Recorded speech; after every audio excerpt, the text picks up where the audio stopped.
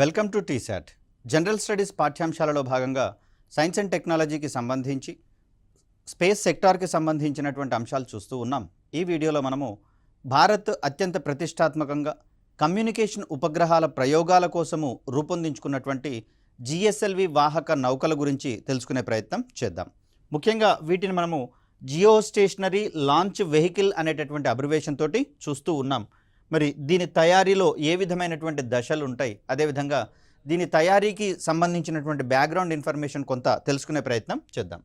So ఇక్కడ జిఎస్ఎల్వికి సంబంధించినటువంటి అభివృద్ధి అనేటటువంటి కార్యక్రమము మనకు 1991లో ఏర్పాటైనట్లుగా మనకు తెలుస్తూ ఉంది.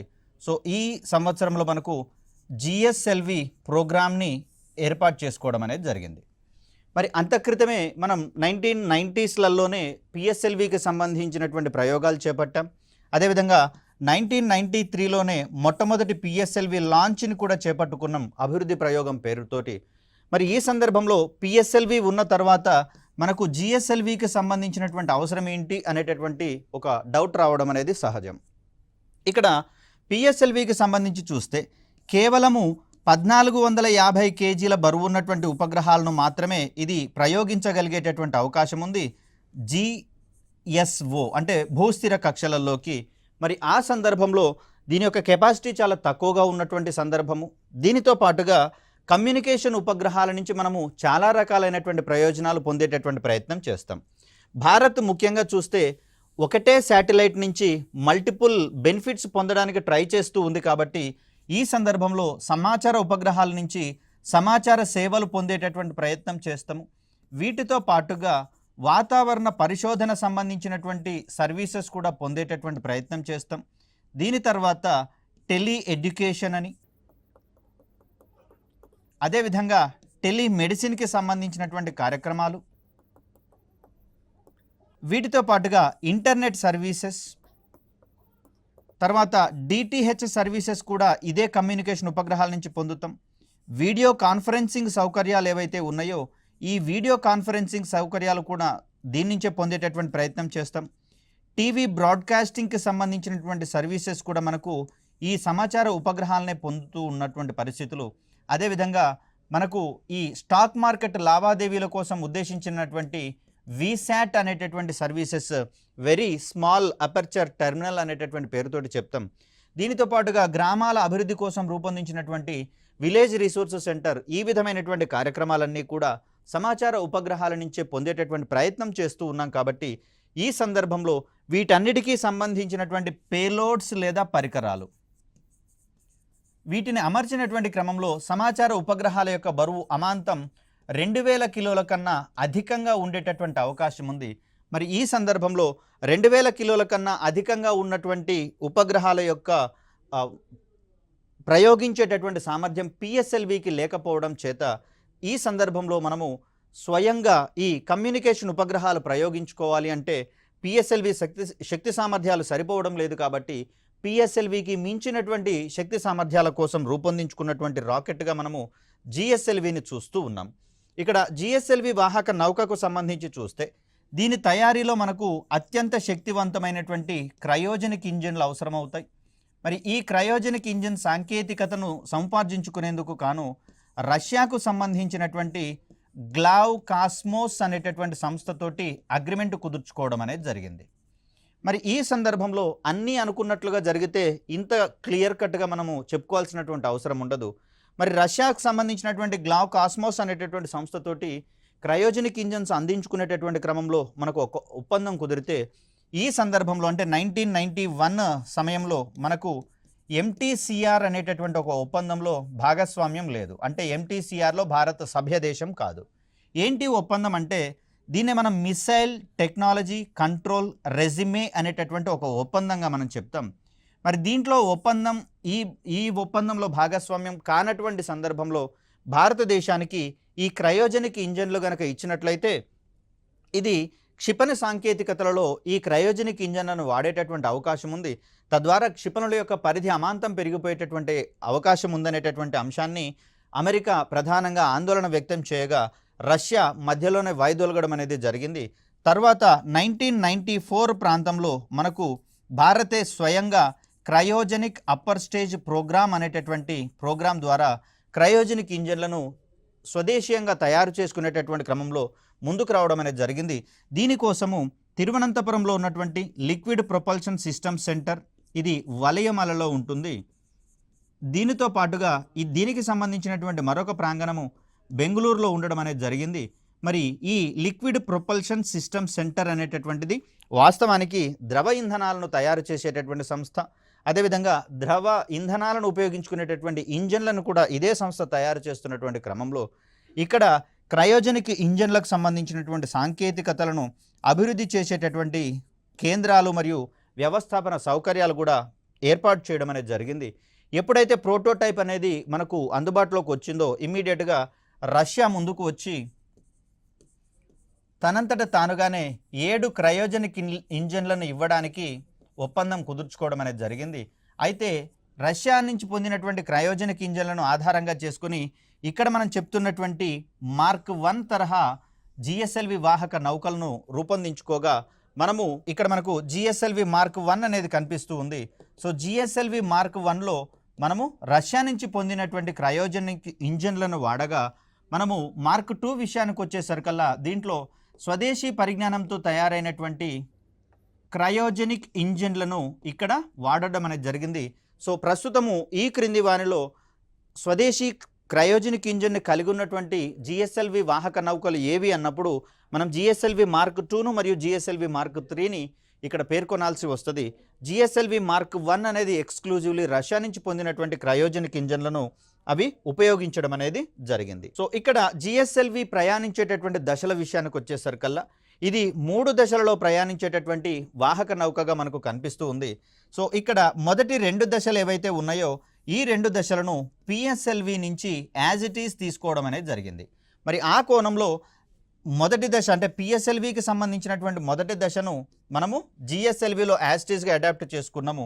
అదేవిధంగా పిఎస్ఎల్వికి సంబంధించినటువంటి 2వ దశను GS2గా మనం పరిగణించేటటువంటి ప్రయత్నం చేస్తూ ఉన్నాం. ఇక 3వ దశ అయినటువంటి ఈ GS3లో మనకు క్రయోజనిక్ అప్పర్ స్టేజ్ దశని లేదా క్రయోజనిక్ ఇంజిన్ని ఉపయోగించేటటువంటి దశగా మనము GS3ని పేర్కొంటాం. సో ఆ కోణంలో GS అంటే ఒక్కొక్క దశకు సంబంధించినటువంటి అంశాలు ఒకసారి గమనించేటటువంటి ప్రయత్నం చేద్దాం. సో ఇక్కడ వెహికల్ కాన్ఫిగరేషన్కి సంబంధించి చూస్తే మొదట్లో ఇక్కడ మధ్యలో ఉన్నటువంటి కోర్ ఇంజిన్ని అమర్చడం అనేది జరుగుతుంది. దీన్ని మనం కోర్ ఇంజిన్ అంటాం. ఇది మొదటి దశలోనే మండేటటువంటి ఇంధనంగా మనకు కనిపిస్తూ ఉంది. కోర్ ఇంజిన్ ఇరువైపులా ఉన్నటువంటి ఈ రెండింటిని మనము స్ట్రాపాన్ మోటార్లుగా పేర్కొంటూ ఉంటాం. సో ఇక్కడ స్ట్రాపాన్ మోటార్లతో కూడినటువంటి మొదటి దశ అనేది మనకి ఇక్కడ గమనిస్తూ ఉన్నాం. సో ఇలా దీన్ని నిలువుగా అమర్చిన తర్వాత దాంట్లో ఉన్నటువంటి ఇంజన్లలోకి మనం ఇంధనాన్ని నింపేటటువంటి ప్రయత్నం చేస్తాం. ఇంధనంతో పాటుగా ఆక్సిడైజర్లను కూడా ఇక్కడ అందించేటటువంటి ప్రయత్నం చేస్తాం. సో మరి ఈ సందర్భంలో జిఎస్ఎల్వి యొక్క మొదటి దశను మనం పిఎస్ఎల్వి నుంచి తీసుకున్నామని చెప్పేసి అన్నాం. దీంట్లో ఘనస్థితిలోని మనకు హెచ్టిపిబి ఇంధనం అని చెప్పేసి అనుకున్నాం కదా. మనకు పిఎస్ఎల్విలో హైడ్రాక్సిల్ టర్మినేటెడ్ పాలీ బ్యూటడైన్ అనేటటువంటి పేరుతోటి చెప్పినాం. ఘనస్థితిలో ఉన్నటువంటి ఇంధనాన్ని వాడుకునేటటువంటి ఇంజన్లను ఇక్కడ వాడడం జరుగుతుంది. సో దీన్ని మనము S139 అనేటటువంటి పేరుతోటి పేర్కొంటూ ఉంటాం. ఇక్కడ జిఎస్ఎల్వి విషయానికి వచ్చేసరికల్లా స్ట్రాపాన్ మోటార్ల స్థానంలో ద్రవ ఇంధనాన్ని వినియోగించుకునేటటువంటి 4 L37.5 ఇంజన్లను అమర్చడం అనేది జరిగింది స్ట్రాపాన్ మోటార్లుగా. మరి పిఎస్ఎల్వి విషయానికి వచ్చేసరికల్లా స్ట్రాపాన్ మోటార్లలో ఘన ఇంధనాన్ని ఉపయోగిస్తే మొదటిసారిగా ద్రవ స్థితిలో ఉన్నటువంటి ఇంధనాన్ని వాడేటటువంటి స్ట్రాపాన్ మోటార్లను జిఎస్ఎల్వి వాహక నౌకలలో చూస్తాము. మార్క్ 1 కావచ్చు, మార్క్ 2 కావచ్చు, రెండింట్లలో కూడా మనకు ద్రవ స్థితిలో ఉండేటటువంటి ఇంధనాన్ని వాడే స్ట్రాపాన్ మోటార్లు అనేవి కనిపిస్తూ ఉన్నాయి. L37.5 అనేటటువంటి పేరుతోటి దీన్ని మనము పిఎస్ఎల్వి యొక్క 2వ దశలో వినియోగించేటటువంటి ప్రయత్నం చేశాం. చూడండి, అవే ఇంజిన్లను ఇక్కడ తీసుకోవడం జరిగింది. వీటికే మనం పెట్టుకున్నటువంటి మరొక పేరు వికాస్ ఇంజిన్లుగా మనం చూసాం. ఇవి 4 సంఖ్యలో ఉంటాయి. ఒకవేళ క్వశ్చన్ యొక్క స్ట్రాటజీని మార్చి క్రింది వానిలో 4 స్ట్రాపాన్ మోటార్లు కలిగి ఉన్నటువంటి వాహక నౌకలు ఏవి అన్నప్పుడు మనకు 4 స్ట్రాపాన్ మోటార్లు అనేవి పిఎస్ఎల్వి QLలో ఒకటి కనిపిస్తూ ఉంది. అదేవిధంగా దీని తర్వాత జిఎస్ఎల్వి మార్క్ 1 అండ్ మార్క్ 2లలో కనిపిస్తుంది కాబట్టి ఆ సందర్భంలో ఈ మూడింటిని మనం కరెక్ట్ ఆప్షన్స్గా మనం ఎంచుకోవాల్సి ఉంటుంది. సో GS1కి సంబంధించి మొదటి దశ దీనితో పూర్తయినట్లుగా మనం భావిస్తాం. నెక్స్ట్ GS2 దశకు వెళ్ళడం అనేది జరుగుతుంది. సో ఇక్కడ మనకు పటంలో కనిపిస్తుంది GSLV యొక్క రెండవ దశను అనుసంధానం చేసేటటువంటి దశ. మొదటగా ఒక భారీ వాహనం మీద దీన్ని లాంచ్ అసెంబ్లింగ్ యూనిట్కి తీసుకొని రావడం అనేది జరుగుతుంది. ఇక్కడ దీనిని మొదటి దశ పైన ఎగువ భాగంలో అమర్చడం అనేది జరుగుతుంది. మరి ఈ దశలో మనకు రెండు రకాలైనటువంటి ఇంధనాల పేర్లు ప్రస్తావనలోకి వస్తాయి. ఒకటేమో UDMH కాగా ఇంకొకటేమో UH25గా దీన్ని మనం చెప్తాం. PSLV నుంచే దీనిని నేరుగా మనం ఎక్స్ట్రాక్ట్ చేసుకున్నాం కాబట్టి దీన్ని మనము అన్సిమెట్రికల్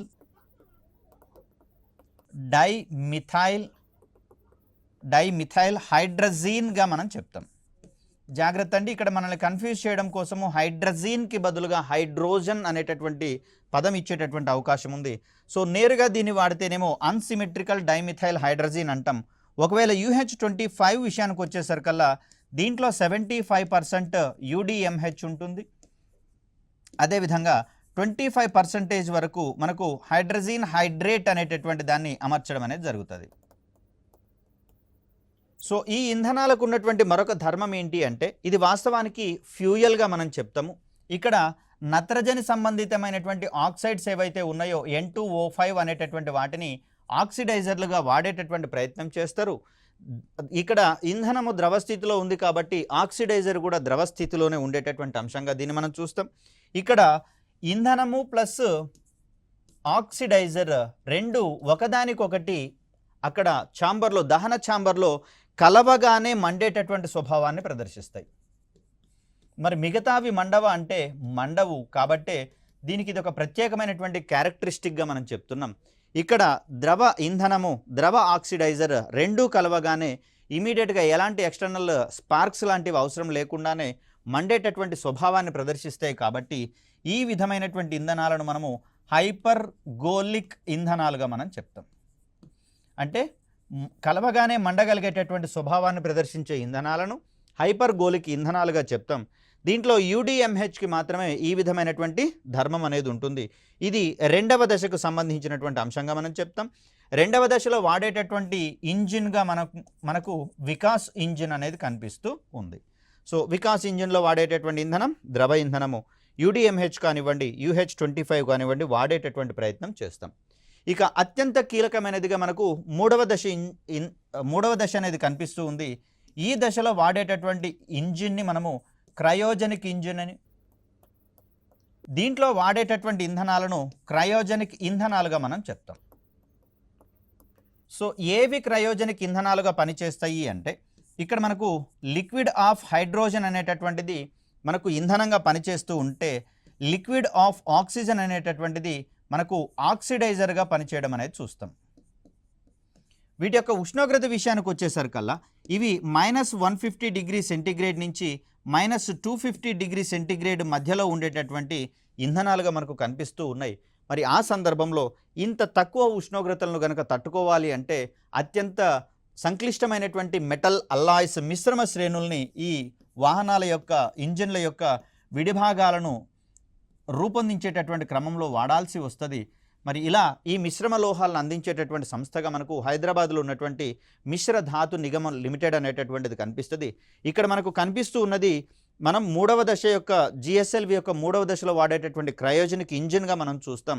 దీంట్లో ఇది ఇంజిన్ యొక్క మొత్తం నమూనాగా మనం చూస్తాం.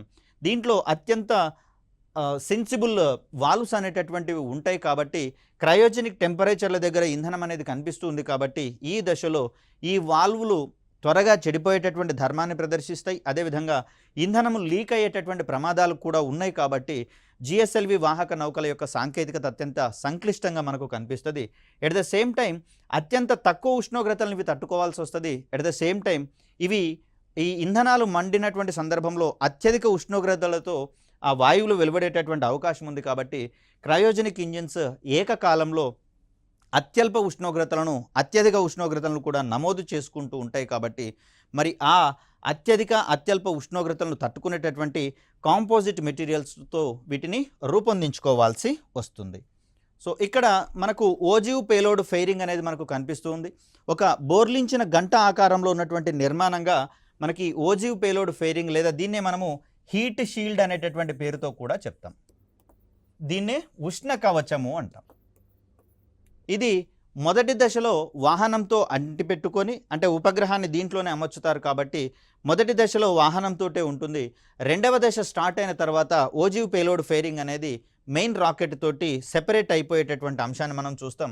ఇక్కడ మనకు దిగువన కనిపిస్తూ ఉన్నది ఈ శాటిలైట్ని అమర్చేటటువంటి అడాప్టర్గా మనం చూస్తాం. సో ఇక్కడ మనకు అవసరానికి అనుగుణంగా జిఎస్ఎల్వి వాహక నౌకలలో 3 రకాలైనటువంటి నౌకలను అందుబాటులోకి తీసుకొని రావడం అనేది జరిగింది. దీంట్లో మొదటిది జిఎస్ఎల్వి మార్క్ 1. ఇది రష్యా తయారీ క్రయోజనిక్ ఇంజన్లను వాడగా, ఇక్కడ జిఎస్ఎల్వి మార్క్ 2 మరియు మార్క్ 3 విషయాలలో స్వదేశీయంగా రూపొందించబడినటువంటి క్రయోజనిక్ ఇంజన్లను వాడినటువంటి జిఎస్ఎల్వి వేరియంట్స్గా మనం ఇక్కడ చూస్తాం. సో మనకి ఇక్కడ పటంలో కనిపిస్తున్నటువంటిది ఇది జిఎస్ఎల్వి మార్క్ 1 కాగా, ఇది మార్క్ 2 మరియు మార్క్ 3కి సంబంధించినటువంటి ఒక మోడల్స్గా మనం చూస్తాం. సో వీటి సహాయంతో భారత్ అత్యంత భారీగా ఉండేటటువంటి కమ్యూనికేషన్ ఉపగ్రహాలను సైతము భూస్థిర కక్షలలోకి ప్రయోగించేటటువంటి సామర్థ్యాన్ని కలిగి ఉన్నట్లుగా మనం చెప్తాం. ఇక్కడ పూర్తి స్థాయిలో జిఎస్ఎల్విని కన్స్ట్రక్షన్ చేసిన తర్వాత ఇక్కడ మనకు ఇరువైపులా కనిపిస్తున్నది అసెంబ్లింగ్ యూనిట్గా మనం చెప్తాం. ఇక్కడ ఒక ప్లాట్ఫామ్ నుంచి ఒక ట్రాక్ మీదుగా ఇక్కడ దూరంలో కనిపిస్తున్నటువంటి లాంచ్ ప్యాడ్ మీదకి దీన్ని చేర్చి అక్కడి నుంచి ప్రయోగించడం అనేది జరుగుతుంది. పూర్తిగా మనకు జిఎస్ఎల్వి యొక్క కన్స్ట్రక్షన్ అయిపోయిన తర్వాత ఈ విధంగా కనిపిస్తుంది. ఇక దీని యొక్క కాన్ఫిగరేషన్ని కనుక మనం గమనిస్తే ఇక్కడ జిఎస్ఎల్వి మార్క్ 1కి సంబంధించినటువంటి హైట్ ఎత్తు కనుక గమనిస్తే ఇది 49.13 మీటర్లు ఉన్నట్లుగా మనం చూస్తూ ఉన్నాం.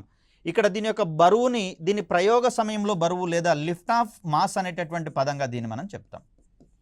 ప్రయోగ సమయంలో బరువు విషయానికి వచ్చేసరికి ఇది 415 టన్నుల బరువు అనేది ఉండడం జరిగింది. దీని యొక్క వ్యాసం వచ్చేసరికల్లా 2.8 మీటర్ల వ్యాసం అనేది కనిపిస్తూ ఉంది. ఓజివ్ పేలోడ్ ఫెయిరింగ్ యొక్క వ్యాసం వచ్చేసరికల్లా 3.4 మీటర్లు. ఈ ఓజివ్ పేలోడ్ ఫెయిరింగ్ యొక్క హైట్ ఎత్తు వచ్చేసరికల్లా 7.8 మీటర్లు అనేది కనిపిస్తుంది. మరిది ఇంత వ్యాసము ఇంత హైట్ ఉంది కాబట్టే మనకి ఇక్కడ 2000 వరకు కేజీల బరువు ఉన్నటువంటి సమాచార ఉపగ్రహాలను దాంట్లో ఫ్లెక్సిబుల్గా మనం ప్లేస్ చేసి దాన్ని ప్రయోగించేటటువంటి క్రమాన్ని మనం చూస్తాం. సో ఇక్కడ జిఎస్ఎల్వి మార్క్ 2 విషయానికి వచ్చేసరికల్లా దీని యొక్క హైట్ అనేది కొంచెం పెరగడం గమనించవచ్చు. ఎందుకంటే ఆ జిఎస్ఎల్వి మార్క్ 1 కంటే అత్యధిక బరువు ఉన్నటువంటి ఉపగ్రహాలను, అంటే ఇక్కడ 2000 నుంచి 3000 కిలోల బరువు ఉన్నటువంటి ఉపగ్రహాలను ప్రయోగించేటటువంటి సందర్భంలో జిఎస్ఎల్వి మార్క్ 2 వాహక నౌకలను వాడతాం కాబట్టి మరి ఆ సందర్భంలో మరింత శక్తివంతమైనటువంటి ఇంజిన్లను వాడాల్సి వస్తుంది. ఎక్కువ ఇంధనం కూడా పడుతుంది కాబట్టి ఆ సందర్భంలో దీని యొక్క బరువు పెరిగినట్లుగా మనం చూస్తాం. దీని యొక్క వెయిట్ వచ్చేసరికల్లా 442 టన్నులుగా కనిపిస్తుంది. వ్యాసము 2.8 మీటర్లు. ఓజివ్ పేలోడ్ ఫెయిరింగ్ విషయానికి వచ్చేసరికల్లా 4 మీటర్ల వ్యాసం ఉన్నటువంటి ఓజివ్ పేలోడ్ ఫెయిరింగ్ని, అదేవిధంగా ఎత్తు ఎక్కువగా ఉన్నటువంటిది ఇక్కడ 8.6 మీటర్స్ ఎత్తు ఉన్నటువంటి ఓజివ్ పేలోడ్ ఫెయిరింగ్ని మనము కన్స్ట్రక్షన్ చేసుకోవడం జరిగింది. సో ఇలా ఓజివ్ పేలోడ్ ఫెయిరింగ్ని ఏర్పాటు చేసుకోవడం వల్ల మనకు 2000 నుంచి 3000 కిలోల బరువు ఉన్నటువంటి ఉపగ్రహాలు కొంచెం పెద్దగా ఉంటాయి, భారీగా ఉంటాయి కాబట్టి వాటిని మనము జిఎస్ఓలోకి ప్రయోగించేటటువంటి క్యాపబిలిటీ అనేది మనకు రావడం జరిగింది. ఇక్కడ జిఎస్ఎల్వి మార్క్ 1 మరియు మార్క్ 2లకు సంబంధించినటువంటి పేలోడ్ కెపాసిటీని కనుక మనం గమనిస్తే 1500 నుంచి 2500 కిలోల బరువు ఉన్నటువంటి ఉపగ్రహాలను మనం ఇక్కడ జిఎస్టిఓ వరకు ప్రయోగించేటటువంటి ప్రయత్నం చేస్తూ ఉన్నాం. అదేవిధంగా ఎల్ఈఓ అంటే భూ నిమ్న కక్షల విషయానికి వచ్చేసరికల్లా 5000 కిలోల బరువు ఉన్నటువంటి ఉపగ్రహాలను మనము ఎల్ఈఓలోకి ప్రయోగించేటటువంటి ప్రయత్నం చేస్తాం. ఇప్పటివరకు మనకు ఉన్నటువంటి ఈ ప్రయోగ వివరాల ఆధారంగా జిఎస్ఎల్వి వాహక నౌకలలో ఒక్కొక్క వాహక నౌక నుంచి ఒక్కొక్క సమాచార ఉపగ్రహాన్ని మాత్రమే ప్రయోగించే ప్రయత్నం చేస్తాం.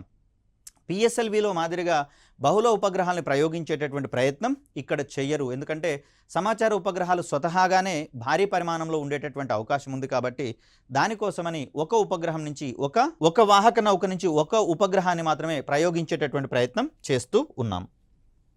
ఇక్కడ జిఎస్ఎల్వికి సంబంధించినటువంటి ఎక్స్పెరిమెంట్స్ని కనుక మనం ఇక్కడ గమనిస్తే బ్లూ కలర్లో కనిపిస్తూ ఉన్నాయేమో జిఎస్ఎల్వి మార్క్ 1 తరహా ప్రయోగాలు కాగా, బ్లాక్ కలర్లో కనిపిస్తున్నటువంటివి మొత్తంగా కూడా మనకు జిఎస్ఎల్వి మార్క్ 2 తరహా ప్రయోగాలుగా మనం ఇక్కడ గమనించాల్సి ఉంటుంది. సో మొట్టమొదటి జిఎస్ఎల్వి ప్రయోగంగా మనకు జిఎస్ఎల్వి D1 అనేది కనిపిస్తుంది. మరి ఇది మార్క్ 1 మార్క్ 2 అంటే స్టార్టింగ్లో మనం తీసుకున్నది రష్యా తయారీ క్రయోజనిక్ ఇంజిన్లు కాబట్టి ఇది మార్క్ 1 తరహా ప్రయోగంగా మనం చెప్తాం. మొదటి ప్రయోగం ఎప్పుడు చేపట్టబడింది అంటే ఏప్రిల్ 18, 2001 చేపట్టడం జరిగింది. దీంట్లో భాగంగా GSAT-1 అనేటటువంటి సమాచార ఉపగ్రహాన్ని ప్రయోగించుకున్నాం. ఇది విఫలమైనటువంటి ప్రయోగంగా మనం చెప్తాం. సో రెండవ ప్రయోగంగా మనకు GSLV-D2 అనేది కనిపిస్తూ ఉంది. దీంట్లో భాగంగా మనము GSAT-2 ఉపగ్రహాన్ని ప్రయోగించుకున్నాం. ఇది సక్సెస్ఫుల్గా ప్రయాణించినట్లుగా మనం చూస్తూ ఉన్నాం. 2003లో జరిగినటువంటి ఈ ప్రయోగం తర్వాత GSLV-F01 అనేటటువంటి ప్రయోగాన్ని, ఇక్కడ F అనేటటువంటి అక్షరము GSLV యొక్క కార్యాత్మక ప్రయోగం అనేటటువంటి అర్థంలో చెప్తుంది. F అంటే దీన్ని మనం ఫంక్షనల్ అంటాం. అదే PSLV విషయానికి వచ్చేసరికి అక్కడ C అనేటటువంటి అక్షరం కనిపిస్తుంది.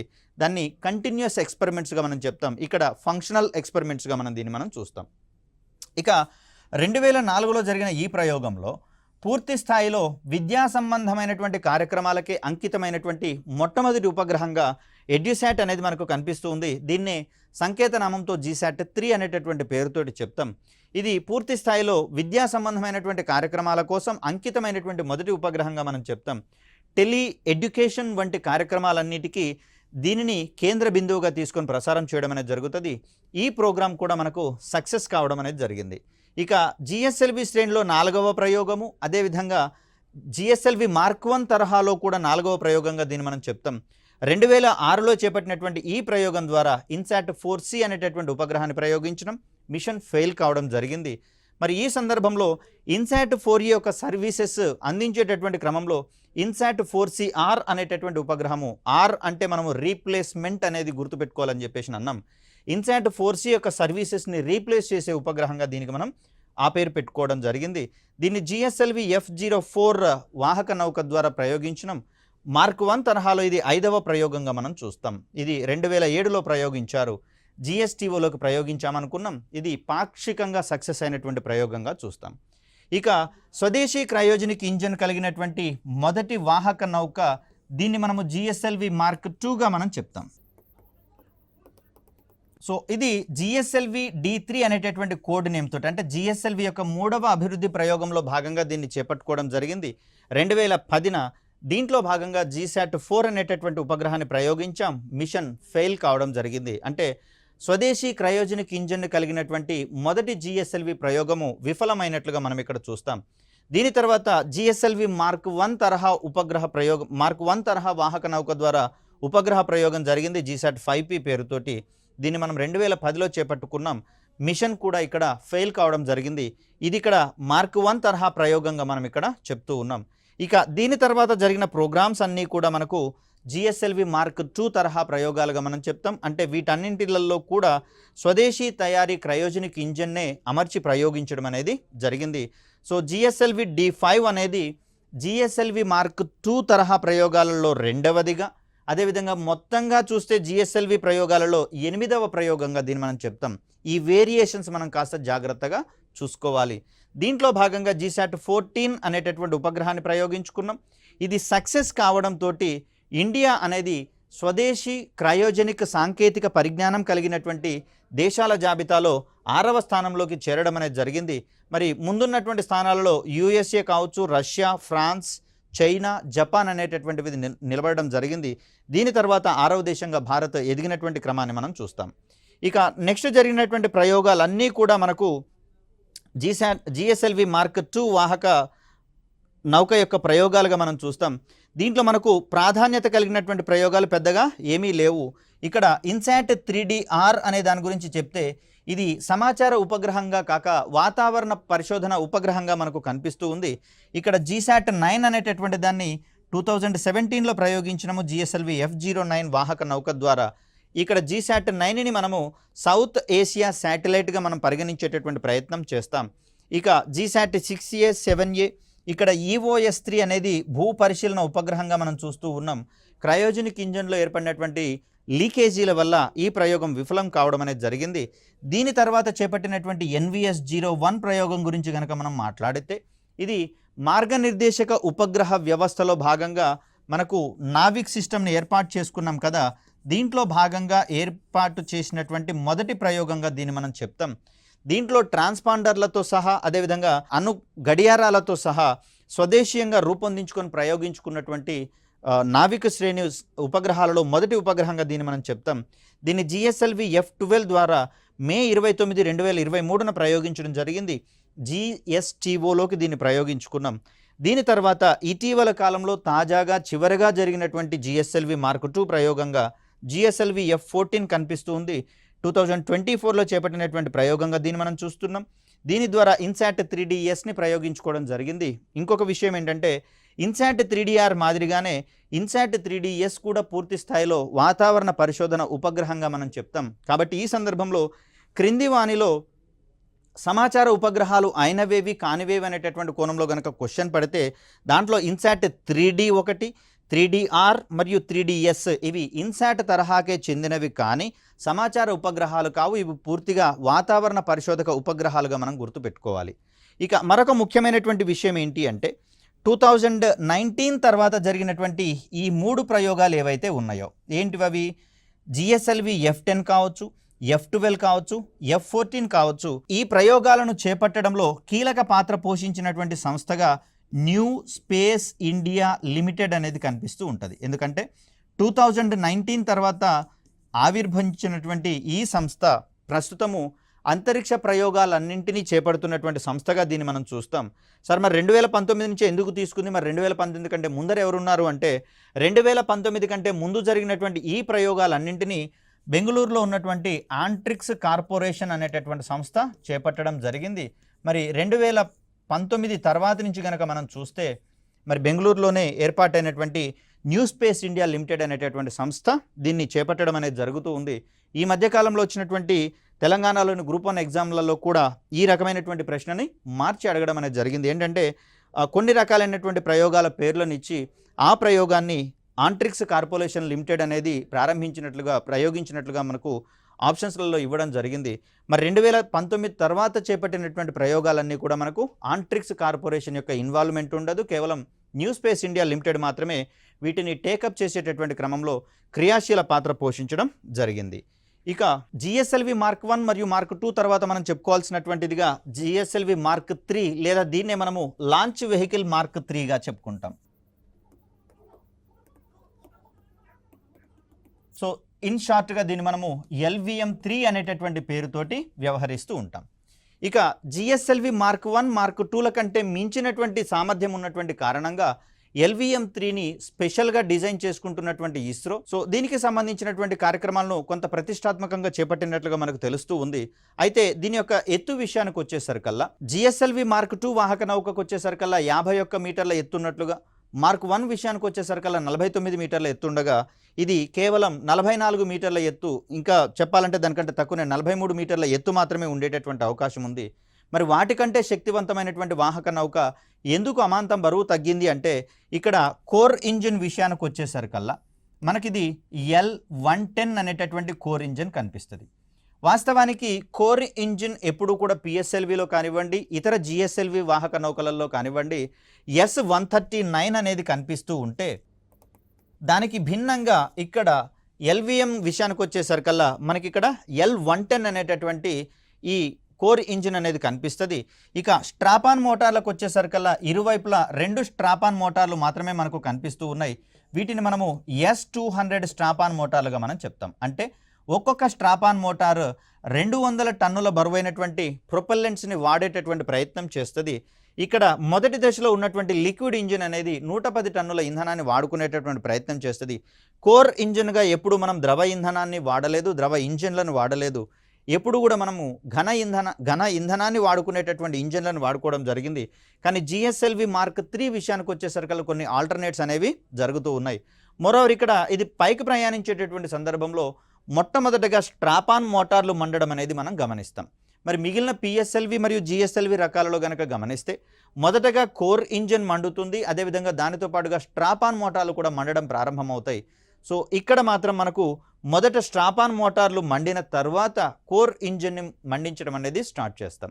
ఇంకొక ముఖ్య విషయం ఏంటంటే మిగిలిన వాహక నౌకలలో మొదటి దశలో ఉన్నటువంటి ఈ S139 అనేటటువంటి కోర్ ఇంజిన్ కావచ్చు, దాని స్ట్రాపాన్ మోటార్లు కావచ్చు, వీటిలలో ఇంధనం అయిపోయిన తర్వాత మొదటి దశ అనేది వాహక నౌక నుంచి విడిపోవడం అనేది జరుగుతుంది. మరి ఇలాంటి నిర్మాణాన్ని మనము ఫేజ్డ్ బర్నింగ్ అనేటటువంటి పేరుతోటి చెప్తాం. దానికి భిన్నంగా ఇక్కడ కోర్ ఇంజిన్ అనేది స్ట్రాపాన్ మోటార్లు మండిన తర్వాత కొద్దిసేపటికి ఇది మండడం అనేది స్టార్ట్ అవుతుంది. కాబట్టి ఇక్కడ మొదటి దశ పూర్తి కావడానికి ముందరే రెండవ దశ కూడా మండుతుంది. కాబట్టి దీనిని మనము ఇక్కడ సైమల్టేనియస్ బర్నింగ్ అనేటటువంటి ప్రాసెస్లో భాగంగా చెప్తాం. మరి కోర్ ఇంజన్ ఎగువన మనకు గత మోడల్స్ కనుక గమనిస్తే పిఎస్ఎల్వి జిఎస్ఎల్విలలో ద్రవ ఇంధనాన్ని ఉపయోగించుకునేటటువంటి రెండవ దశ ఇంజన్ కనిపిస్తుంది. కానీ ఇక్కడ నేరుగా మూడవ దశలో వాడేటటువంటి క్రయోజనిక్ ఇంజిన్ ఉంది. కాబట్టి ఈ సందర్భంలో దీని యొక్క ఎత్తు తగ్గినట్లుగా మనం చూస్తాం. మిగిలిన వాటన్నిటితో పోలిస్తే అత్యధిక బరువు ఉన్నటువంటి వాహక నౌకగా మనకు LVM-3 అనేది కనిపిస్తుంది. మరి దీనికి సంబంధించినటువంటి ప్రయోగ వివరాలను అదేవిధంగా SSLVకి సంబంధించినటువంటి అంశాలను నెక్స్ట్ వీడియోలో తెలుసుకునేటటువంటి ప్రయత్నం చేద్దాం. అప్పటి వరకు సెలవు. ధన్యవాదాలు.